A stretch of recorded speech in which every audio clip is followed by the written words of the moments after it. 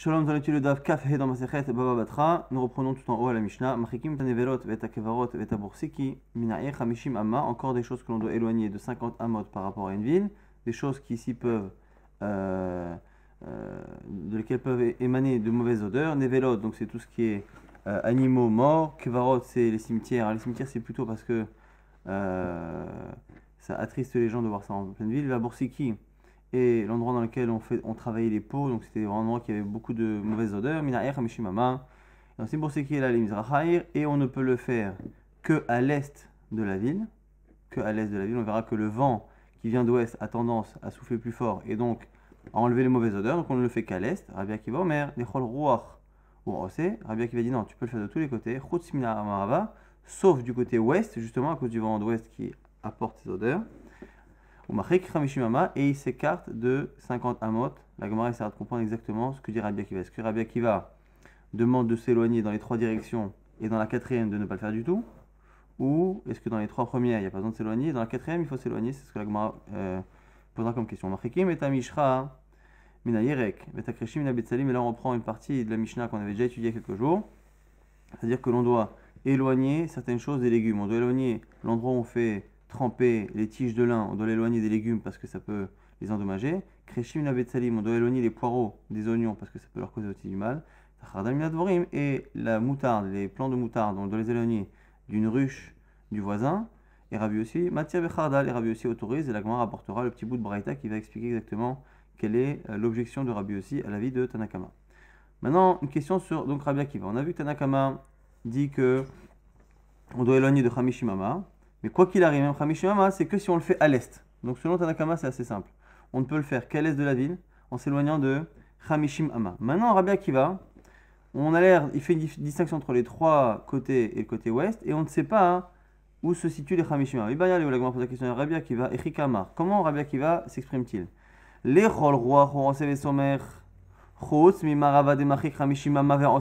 que dans les trois directions, on peut le faire juste à côté de la ville sans aucune séparation? Et quand il dit que le côté ouest c'est le pire, c'est pour dire que lui, il faut rajouter Hamishimama, ce qui est marqué à la fin, Umachik Hamishimama. Au Dilma, ou peut-être que non. Quand il a dit qu'il faut s'éloigner de 50 amot, c'est par rapport aux trois côtés qui sont autorisés parce qu'ils sont plus faciles. Et à la fin, le côté quatrième, c'est celui qui ne sera jamais autorisé. La Gemara va répondre justement grâce à une braïta qui va reformuler l'expression de Rabbi Akiva de telle sorte à ce que le doute soit levé. Tashma d'Etania, Rabbi Akiva Omer, Lechol Ruach Orase, ou Machik Hamishimama, de tous les côtés il peut faire en s'écartant de Hamishimama, 25 mètres, Chutz Mimarava, sauf à l'ouest.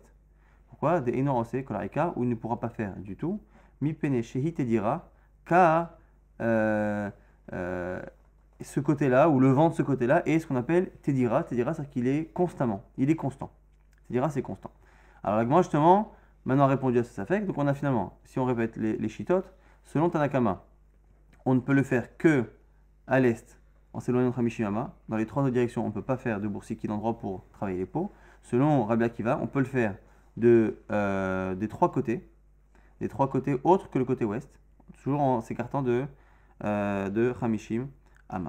Maintenant, l'Agma va poser une question. Amar les Rava, les Rav Nachman, Maïti dira. C'est quoi cette histoire que on a dit que le côté ouest, c'est un côté qui est Tedira, qui est constant, où le vent est constant. Il est Matedira Beruchot. Si le premier chat, c'est quoi? C'est-à-dire que c'est un côté qui est constamment soufflé par les vents. Donc que le vent d'ouest est constant. L'Agma dit c'est pas possible. Pourquoi? Mais Amar Rav Hanan, Bar Abba, Amarav. Et là on dit au nom de Rav, Arba Ruchot Menashevot Bechol Yom.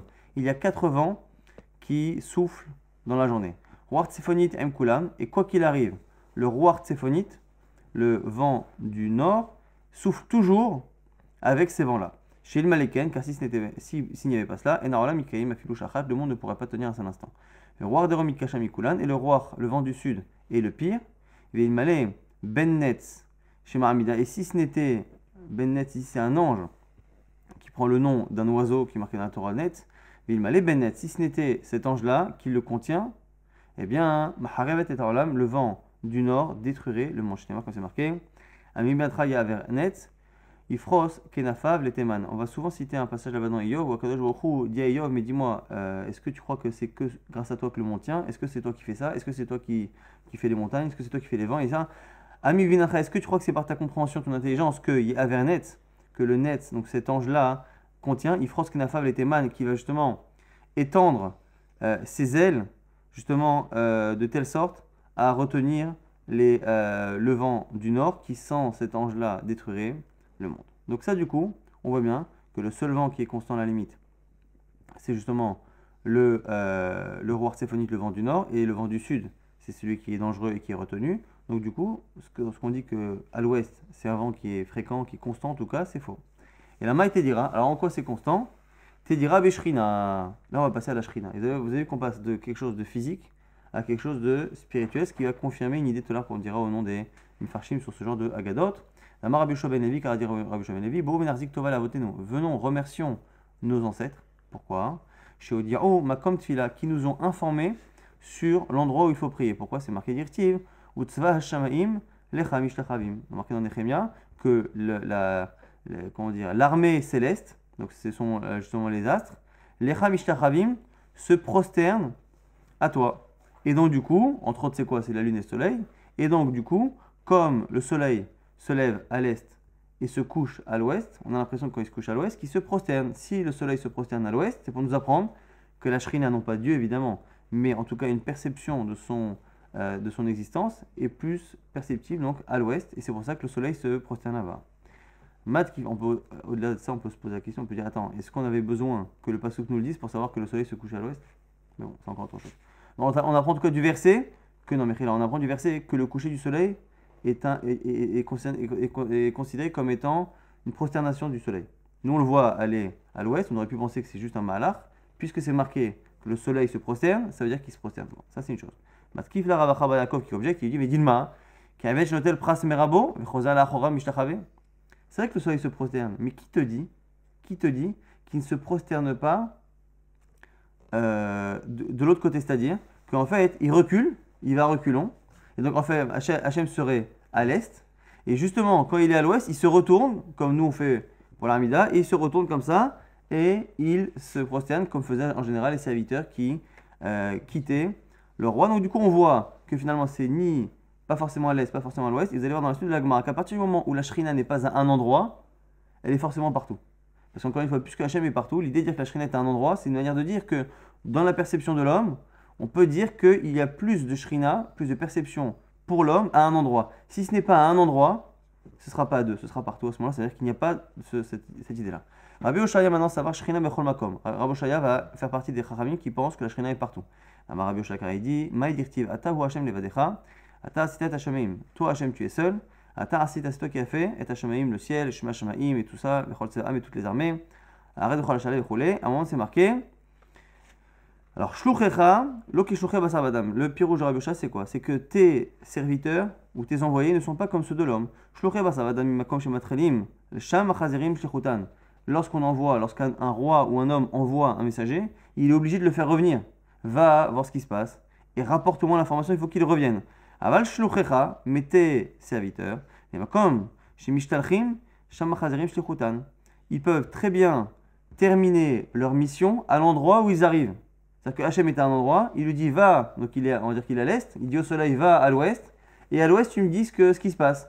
Du fait qu'on considère justement que c'est une armée et qu'ils sont là comme des envoyés, on voit qu'il commence sa mission à un endroit, il a terminé à un autre, c'est-à-dire qu'Hachem est partout, et qu'il n'y a pas forcément besoin de le situer, mais en tout cas de situer la Shrina à un endroit. Shnema, autre chose encore, autre verset qui prouve, toujours avec Iyov et Hachem qui lui dit Atchalach berakim vayelechu vayomru lecha inenu. Est-ce que Yavo Veyomru Vechoulé, alors du coup, il lui dit est-ce que c'est toi, Tishlach Berakim Velechu Veyomru Lecha Inen, est-ce que c'est toi justement qui renvoie les nuages, comment dire, les tempêtes, le tonnerre, est-ce que c'est toi qui les envoies et qu'ils aillent Veyomru Lecha Inen, qui te disent après Inenu? Alors donc c'est Hachem qui s'adresse à Yov, mais de là on apprend comment ça fonctionne. Hachem il envoie justement ces Berakim, il envoie toutes ces tempêtes, tous ces tonnerres, tous ces nuages. Ils vont, et après, ils disent à Hachem. Il n'y a pas marqué ils vont, ils reviennent et ils disent. Là, encore une fois, on voit que c'est là où ils vont qu'ils peuvent rendre des comptes à Hachem. Il n'y a pas besoin qu'ils reviennent, donc Hachem n'est pas situé. Là, mais la mèche Ashrina bechol makom, de l'ordre que la Shrina est partout. Là, Rabbi Ishmael, ça va Shrina bechol makom, Rabbi Ishmael pense comme ça. Détana, Rabbi Ishmael, on apprend là-bas dans son Beth Midrash, Minaïch Shrina bechol makom, dont on sait que la Shrina est partout. On va là dans Zechariah où il dit voici un ange qui vient, et après je vois un ange qui vient à sa rencontre. C'est-à-dire que deux anges se sont rencontrés face à face, donc ils sont venus de deux endroits différents. Et encore une fois, si c'est deux endroits différents, c'est que c'est forcément partout, pas dans ces deux directions. Et là, l'ikrato, mais la mèche shrina, bechol makom de l'tiok la shrina, et partout. Encore une fois, Rav Sheshet, même Rav Sheshet pense comme ça. Damale, Rav Sheshet, il dit à son serviteur, les chol ruhata ukman le bam mizrach. Il dit, tu sais, tu mets-moi dans n'importe quelle direction pour prier, sauf l'est. Pourquoi? Et là, Mishum Deleit Beshrina. Et pas parce que l'Est n'a pas de Shrina, parce qu'on a dit qu'a priori, si c'est dans trois endroits, c'est dans quatre directions aussi. Et là, Mishum des Murubamine.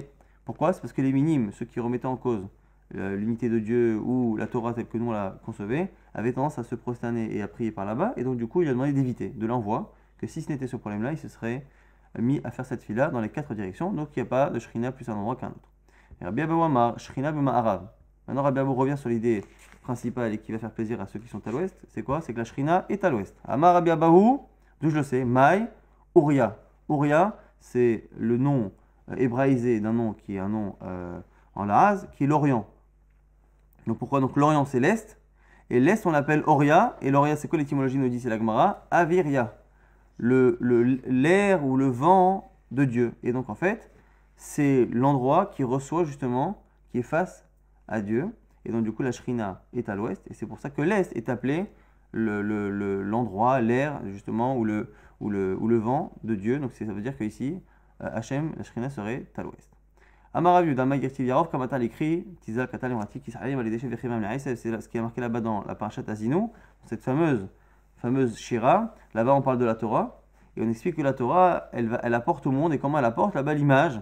Elle est comme la rosée, elle est comme la pluie, elle est comme les vents qui font bouger les plantes, ainsi de suite, les herbes. Donc Amarav Yuda, et là ici, on va encore une fois transposer et expliquer que maintenant, c'est une allusion aux quatre vents. Donc vous avez vu qu'on parlait tout à l'heure des vents on est passé à la Shrina. Là, c'est l'inverse. On parle d'un passage qui parle techniquement au chat de la Torah et on passe au vent. Amarav Yoda Maïgertiv, Yarov Kamata l'écrit. En quoi l'écrit, le lékar qui l'écartonne, Tatilachem Toratial Tarazou, le lékar c'est la Torah qui est un lékar qui est une marchandise de valeur. Ce l'écrit là, Yarov Kamata, il va venir comme la rosée. C'est quoi? Pourquoi Yarov? Yarov c'est une allusion à Oref, la nuque, qui vient du côté arrière du monde. Zérouach Maravit, c'est le vent d'ouest. Chez Ba'a Meorpo, chez l'Olam, qui vient de la nuque du monde. Pourquoi la nuque? Parce que l'est en hébreu s'appelle Kedem, la face, et donc l'ouest c'est la nuque, c'est le dos. Tizal, Katal Imrati. Là encore une fois, on dit que c'est pas comme la pluie mais comme la rosée. Imrati, mes paroles, donc c'est la Torah.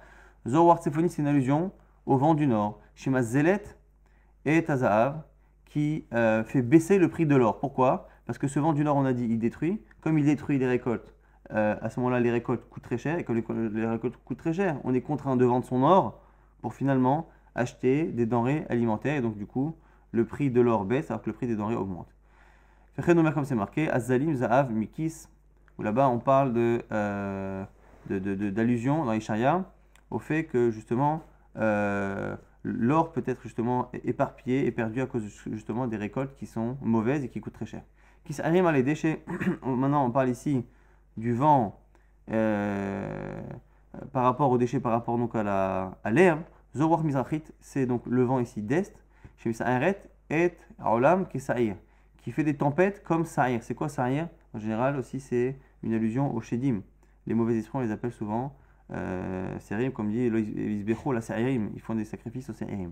Les Khir Vivim Ale Aisev, Zowar Deromi, donc la fin du verset, qui dit toujours, c'est encore une répétition par rapport à tout ce qui est herbe et tout ce qui est végétaux, que ça va justement les alimenter. Zorwar deromich ima'ala revivim au magdelet asavim. Donc c'est ce vent du sud qui a tendance justement à faire pousser les espèces végétales. Donc on est en train de nous dire que les bienfaits de la Torah sont comme la pluie, la rosée ou ces vents, et finalement c'est une manière de dire, d'allusionner les quatre vents. Tanya Rabbi Eliezer Omer, Olam les Arsadra ou Domé. Donc lui, il explique que le monde, il ressemble à Arsadra. Sadra, c'est une sorte de préau. Donc c'est un endroit qui, en général, est fermé de trois côtés. Et qui a un côté ouvert. Vers Séphoните et Nam et Souvevet. Et donc le côté nord, et donc le vent qui vient de là-bas, n'est pas justement fermé. Donc là, on a tourné la page. Et Kevan, chez Hama et Sel Kiren Maravit. Et une fois que le soleil est arrivé dans le coin ouest, tséphonite, nord-ouest, nirfefet, il tourne vers Ola les Ma'ala Minarakia et il va en haut du ciel. Alors bon, c'est un peu difficile à comprendre comment il explique ces choses-là. Rabbi Yoshua va donner un avis qui ressemble plus à ce que l'on connaît. Rabbi Yoshua Omer, Olam les Kuba Odomé, le monde ressemble plutôt à une tente, vers War Tsephonim Mesovevet et le vent, donc justement qui est nord, Mesovevet, elle est fermée des quatre côtés, avec Evan Shechama Magaat, et Keren Maravit Tsephonit, et une fois que le soleil arrive au point justement nord-ouest, Makefet, Vechoseret Ahorikipa, elle fait le tour du globe et elle revient de l'autre côté. Donc déjà ici il y a un rapport entre les vents et le soleil qui n'est pas évident à comprendre, on a l'impression que c'est le vent qui a l'air de bouger le soleil ou inversement. En tout cas c'est la marque logique entre Rabbi Yoshua ici et Rabbi Eliezer, mais il faut déjà savoir, première introduction qui est vraiment le plus important, c'est que quasiment tous les commentaires, Ramchal, Maharal, Rabbi Avram, fils du Rambam, expliquent que toutes ces parties dans la Gemara qui parlent d'astronomie ne sont pas là pour nous apprendre réellement de l'astronomie.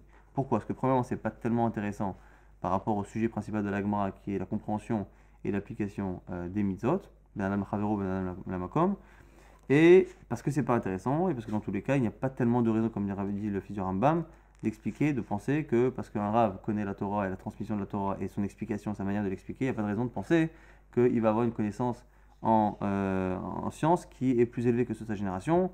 Lui-même rapporte de la Magmar dans Psachim qui dit que Rabbi il a regardé les avis qu'il y avait chez les sages, chez nous et chez les astronomes grecs pour savoir qui avait raison, et à la fin il a dit a priori Mistabra que c'est les Grecs qui ont raison, donc il n'y a pas tellement de raison de se contrarier de cela. Et le Ramchal nous dit que dans tous les cas, l'idée de cela, on retrouve cette idée aussi plusieurs fois dans le Maharal, c'est que les Chachamim ont utilisé les connaissances qu'ils avaient à l'époque pour masquer justement des messages spirituels par rapport à Kadosh Baruch Hu. Donc la Chokhma divine ne peut pas être décrite, comme dit le Ramchal, de manière aussi claire que la Lachot. Il fallait qu'elle soit cachée pour qu'elle ne soit pas accessible à tout le monde, parce que sinon c'est un manque de kavod et que ça peut entraîner de fausses compréhensions, et donc du coup c'est la raison pour laquelle on a caché ces agadotes-là, soit dans des langages parfois un peu exagérés, soit parfois dans des données scientifiques, et comme dit le Ramchal, et donc si ces données scientifiques se trouvent être obsolètes, il n'y a pas du tout à s'en inquiéter, parce qu'encore une fois c'est simplement un levouche, c'est un habit que les Chachamim utilisent. Là aussi c'est le cas, et dans tous les cas on le remarque dans le fait que le texte n'a aucun problème à dire que le vent est constant à l'ouest, et à dire 2 minutes après que finalement on parle de la Shrina, après prendre un passage qui parle de la Torah et dire que c'est une allusion aux 4 vents. Donc on voit très très bien que c'est un lien étroit qu'il y a entre quelque chose qui est de la nature et quelque chose qui est spirituel, d'autant que rajoute le Ramchal, il y a aussi une idée de dire que le monde matériel fonctionne en parallèle avec le monde spirituel, donc c'est aussi pour ça qu'on utilise ce genre de métaphore. Chez Neymar, maintenant Rabbi Yoshua va expliquer son principe. Chez Neymar c'est marqué Olech el darom et sovev el tzafon, que le soleil il va vers le sud, Vesovev, et il tourne El Tsafon vers le nord, Olech El Darom Bayom, la journée il va vers le sud, Vesovev El Tsafon Balayla, et il va vers le nord, la nuit. Sovev Sovev Olech Haruach, Ve'al Seyotav Shav Haruach. Après la suite du verset c'est quoi? Sovev Sovev Olech Haruach, il tourne le vent, Ve'al Seyotav Shav Haruach, et autour, Shav le vent revient. Et l'Upene Mizrach Upene Marav, c'est la face de l'est et de l'ouest, chez Pa'amim Mesavavtan, ou Pa'amim Mehalartan, que parfois c'est lui qui les fait tourner, ou des fois c'est eux qui le font tourner. Alors ici c'est une allusion au fait que le Mahalach justement du soleil est parfois plus long en été qu'en hiver. Alors vous allez excuser à la fois la modestie des connaissances et à la fois la modestie du matériel. Hein, donc chacun peut le faire à la maison, ça s'achète un peu partout. Donc on va dire que ça c'est la Terre, ça c'est le Soleil, en sachant que les proportions ne sont pas forcément gardées ni exactes, mais on n'allait pas revenir avec une pastèque. Donc du coup ça c'est la Terre. Disons que on a ici l'Ouest et l'Est. Disons ici qu'on a le Nord et le Sud. Donc si on a l'Ouest et l'Est, c'est-à-dire que le Soleil se lève à l'Est et termine à l'Ouest. Simplement, ça ne se fait pas exactement dans un cave yachar, c'est-à-dire qu'en fait, le soleil a tendance à être forcément un peu oblique. Donc ce qu'on nous dit ici, c'est qu'en tout cas dans la partie nord de l'hémisphère, il a tendance en journée à être plus du côté sud. Ce qui veut dire qu'en fait, il va d'est en ouest, mais au lieu de le faire complètement au-dessus de la Terre, il le fait comme ça un peu vers le sud. Et du coup, s'il le fait un peu vers le sud, ça veut dire que le soir, il est obligé de faire de l'autre côté. Ce qui fait que, ce qu'on dit ici, que Holer, El Darom, le sud, c'est la journée, et le nord, le soir, c'est vers le nord. Et en sachant que même là, entre, donc on a dit l'ouest, l'est, le nord et le sud, même entre ces choses-là, on a tendance finalement à avoir un malar qui est décalé entre l'hiver et l'été. Donc en été, la journée, le soleil va encore plus vers le sud qu'en hiver. Donc déjà, il est toujours vers le sud en journée, mais là, encore plus. Et il le fait en allant, en ayant comme ça une éclipse qui est plus haute en journée. C'est ce qui fait que la journée est plus longue, alors que les nuits sont courtes, puisqu'à la fin de l'éclipse, il ne reste pas grand-chose. Et en hiver, c'est exactement l'inverse. C'est toujours en journée vers le sud, mais c'est moins vers le sud, donc un peu plus, on va dire, vers le nord. Et simplement, la partie de la journée, c'est la partie de l'éclipse qui est la plus courte, et la partie de l'éclipse la plus longue, celle qui est en bas. Et ceux qui sont évidemment dans l'hémisphère sud vivent exactement l'opposé. Donc ça, c'est pour expliquer donc ces psukim-là qui disent que la journée va vers le sud, la nuit vers le nord, et que finalement, parfois c'est lui qui les fait tourner ou c'est les vents qui le font tourner, ça dépend de la situation. Ça, c'est entre les saisons justement, où parfois la journée est plus courte ou moins courte. Voyons, atteint les Rabbi Eliezer. Ça, c'est ce que dit Rabbi Eliezer, justement, qui pense que justement il y a trois côtés qui sont fermés et un seul qui est ouvert. Maintenant, Min Cheder, Tavo Soufa, Zoroar Deromit. On a encore des versets qui parlent de tous les vents. Là, c'est encore plus difficile de comprendre les vents que le soleil. Min Cheder, Tavo Soufa. Depuis ce qu'on appelle Cheder, une chambre, une pièce, Tavo Soufa vient la tempête. Zoroar Deromit, c'est le vent du sud. Mizrach, Kara. Et vient de l'est, vient le Kara, c'est le froid. Zoroar Tsefonit, donc c'est le vent du nord qui amène le froid. Mais Nishmat El Iten Karach. Et à partir du vent, du souffle de Dieu, entre guillemets, Iten Kerach, ça va donner justement ce qu'on appelle ici Kerach. Zoroar Maravit, c'est le vent d'ouest, qui amène un très grand froid, qui amène le gel, ce qu'on appelle Kerach ici. Rochamaim Bemutsak, Zoroar Mizrachit, et la dernière partie du verset qui parle de l'eau. Zoroar Mizrachit, c'est le vent d'est. Vea Marmar, Roar Deromit, Ma'ala Revim Magdelet. Ça vient la Gemara dit maintenant, comment tu m'as dit que le vent du sud, c'est ce qui amène Sahara, les tempêtes, c'est marqué là-bas que Heder Tavo Soufa, c'est la tempête, c'est Roar Deromit, c'est le sud. Et pourtant, tu m'as dit que ça faisait pousser. La Gemara dit Lokashia. Hadatia Mitra Benichuta, et Abishfichuta. Ça dépend justement si les pluies viennent de manière calme ou de manière trop abondante. En fonction de cela, ça peut soit faire pousser, soit ça peut apporter des tempêtes. Amara Prizama Dirtiv Mitzafon, Zaav Yete, Zor. Alors, c'est quoi maintenant le verset là-bas? Toujours dans Yov, Mitzafon, Zaav Yete. Donc, du nord vient l'or, Zoroar Tsefonit, Shema Zelet. Et Tazaas, encore l'allusion au vent du nord, qui a tendance à abîmer les récoltes et donc à augmenter leur prix et à faire baisser le prix de l'or. Fechen Domer, comme c'est marqué, Azalim Zaav Mikis, le même verset qu'on a cité tout à l'heure, qui dit que finalement, ce vent du nord, il a tendance à disperser et à faire perdre justement la valeur de l'or, ça le fait disperser du kiss de la poche. Marapram, Barpapa, Maraprisa, Miyam Shachar Betamikdash, Lokshema Roar Deromit. À partir du moment où le Beth Amikdash a été détruit, on n'a plus réellement eu ce fameux Roar Deromit, ce vent du sud. Chez comme c'est marqué, avec Zor al Yamin, Veraev, Yochal al Smolo, Velo Save'ou. C'est marqué qu'à beaucoup il a fait comme Xera, il a décidé, al Yamin, Veraev, il a décidé, donc sur le Yamin, sur la droite, Veraev, qu'il y ait justement la famine, Yochal al Smolo, Velo Save'ou. Il va manger sur sa gauche. Velo Save'ou, il ne sera jamais rassasié. C'est le fait que les récoltes ne sont plus comme elles étaient à cause de la disparition de ce vent du sud qui apportait pour les récoltes et qui a disparu avec la destruction du Beth Amikdash, Urtiv, Safon et Yamin, Atam Beratam. On dit par ailleurs que le vent, le Tsafon et Yamin, le nord et le sud ici, tu les as créés et on voit que Kadosh Baruch Hu a décidé de ne plus le faire souffler. Marafram, Barpapa, Marapris, Da'amiyam, Shravet Amikdash, depuis la destruction du Beth Amikdash, Nekshamim, Yordim, mais Otsartov, les pluies ne descendent plus du grenier, du bon grenier d'Hachem. Là-bas, il y a des bonnes pluies qui descendaient, mais qui ne descendent plus, comme c'est marqué, Shema. Si tu comprends comme il faut, Yiftach Hachem Lecha, Hachem t'ouvrira, et Otsaro Atov, son bon entrepôt dans lequel il y a la bonne pluie, la tête Meta Artsecha Baito pour te donner la pluie en son temps. Bismash Israël aussi, comme quand l'armée Israël fait ce qu'il faut, Israël Shroim, Admata, mais qui sont en Israël, et Kshamim, Yordim, Minotsaratov, les pluies tombent de cet endroit-là, Otsaratov. Bisman, Israël Shroim, Admata, quand on n'est plus en Israël, En kshamim yordim meosaratov. Ça ne tombe plus de là-bas. Amar Abitzrak, Arotse chez Arkim Yadrim. Celui qui veut être Racham, il faut qu'il aille vers le sud, c'est-à-dire qu'il se tourne vers le sud dans sa prière.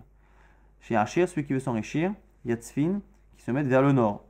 La richesse est toujours au nord. Le Simaner, le Siman de cela, Shulchan, Batsafon, ou Menorah, Badarom. Le Shulchan, la table qui est au Beth Amikdash, qui représente la parnassa, le fait de manger, était au nord, et la Menorah, qui est la lumière qui représente la Torah, qui est à Mitzvah et Torah Or, était au sud. Rabbi Yoshua ben Levi Amar, le Olam Yadrim, lui Rabbi Yoshua il dit alors comment je fais? Alors, nord, sud, choisis la richesse ou la Chorma, lui il dit écoute, mets-toi vers le sud, pourquoi? Parce que Mitor chez Mitrakem, en ayant de la Chorma, Mitacher tu vas t'enrichir, comme c'est marqué chez Neymar, au sujet de la Torah, Orech Yamim Bimina, elle donne la longévité à sa droite, et elle est accompagnée Bismola à sa gauche, Roche avec Kavod, par la richesse et le Kavod. Donc du coup, on a tout d'un coup. Rabbi Yoshua ben Levi Amar, Shrina Bemarav, pourtant Rabbi Yoshua il a dit que la Shrina était à l'ouest. Alors vous allez me dire quel rapport entre la Shrina et ici le fait d'avoir la Torah, c'est parce qu'en fait, c'est encore une fois l'idée de dire que si la Shrina est là, c'est qu'il faut prier là. Il m'a dit à l'instant de prier vers le sud. Alors, vers le sud ou vers l'ouest, il m'a dit des Metsaded Atzdoudé. En fait, il se décale. Effectivement, il faut se mettre vers l'ouest, le Maharav, comme il a dit. Simplement, quand il a dit qu'il fallait se mettre au sud pour avoir la Chorma et en même temps la richesse qui s'y accompagne, c'est qu'il faut détourner un peu sa direction ouest, la détourner légèrement vers le sud. Amalé Rabbi Chanina le Ravashi, qui gon atun diyativ un bisafona vers Israël. Donc ici on a ici Rabbi Chanina qui parle à Ravashi qui est en Bavel et il dit vous qui êtes en Bavel et qui habitez Bitsfona au nord d'Eretz Israël, Adrimu Adroumé, tournez-vous vers le sud. Alors vous allez me dire mais attendez Bavel c'est l'équivalent de l'Irak et l'Irak a priori ça n'est pas au nord d'Eretz Israël légèrement mais c'est plus à l'est.